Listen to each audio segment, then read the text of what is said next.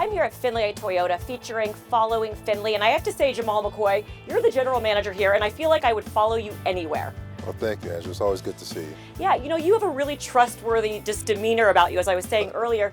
But as a single woman in the world, I can get a little intimidated going onto a car dealership because I feel like I have a target right there in my head, like, you know, you can like kind of, she's gullible. Yeah. Well, you know, unfortunately, I hear that a lot in this business, and you know, our goal is kind of to eradicate those stigmas of what a traditional car dealership feels like and looks like. You know, I want people to be comfortable when they come here, whether, you know, it's my mom or my sister or my nieces. You know, that experience needs to be the same for whoever walks on our lot. So our sales team knows that, and we have a great group of individuals. We want to show you the features and benefits of the car that fits your wants and needs and give you a great experience. And as long as we do that, you shouldn't have to worry about that. Yeah, okay, so let's start. Educate me a little bit about what it means to be a certified pre-owned vehicle. Okay, so certified Toyota, which are the best certified vehicles on the market, come with a 7-year, 100,000-mile powertrain warranty. So 7 years from the date you buy the vehicle, 100,000 miles total, powertrain warranty, you're covered. We also have a 12-month, 12,000-mile limited comprehensive warranty, so basically a bumper-to-bumper warranty.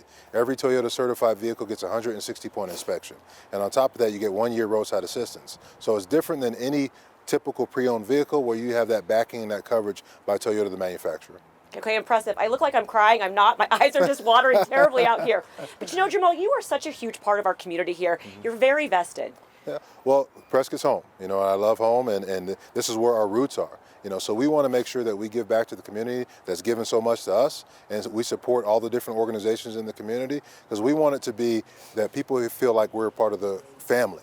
Not just part of the community, but they feel like we're family and friends. And when people come here, I want them to know that, hey, not only are we selling cars, you know, we support Little League, we support museums, we support the chamber. That's a part of being a good neighbor, and that's what we want to be as a good neighbor. Here in everybody's hometown, Prescott, Arizona. That's right. You're sending me off in this beautiful truck today. Where am I heading? Well, we're going to send you to a little bit of history. Granite Hotshot Tribute Center, you know, something near and dear to Prescott's heart and the Prescottonians here. So while you're here and while you're following Findlay, you got to go see the Tribute Center. All right, let's go. All right. JAMAAL, I think I might be a truck girl. Angela, I think so too. Enjoy the ride.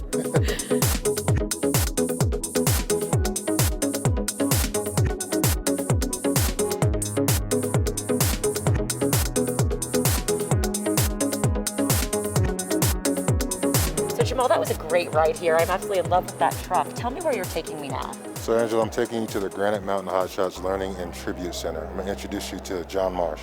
Okay, let's go.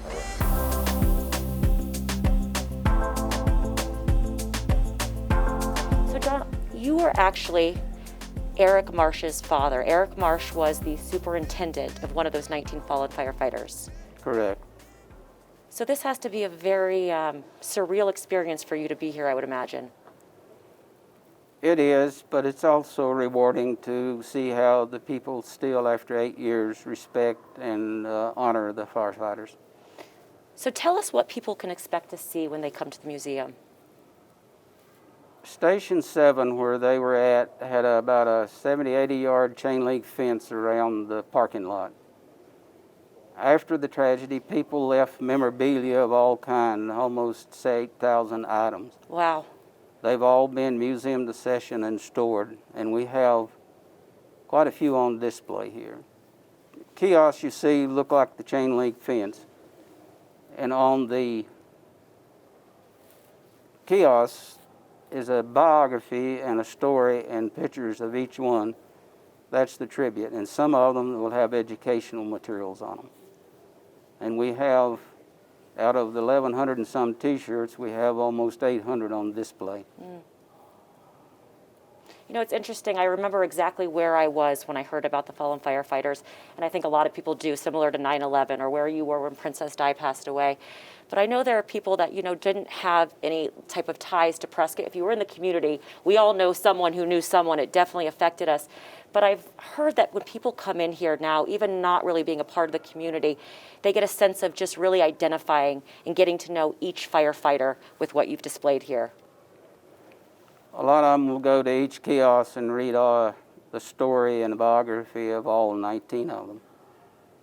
I'm corresponding now with a guy from England who spent the whole day in here reading everything. Wow.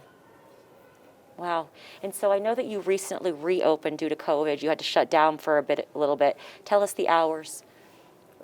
Fridays and Saturdays we're open from 10 to 4, and on Sundays 11 to 4, or the normal mall hours, whichever. John Marsh, thank you so much. Thank you for sharing this information with us today and having us out. Thank you for having us. In Prescott, I'm Angela Scott for Follow Findlay in the Findlay Auto Group.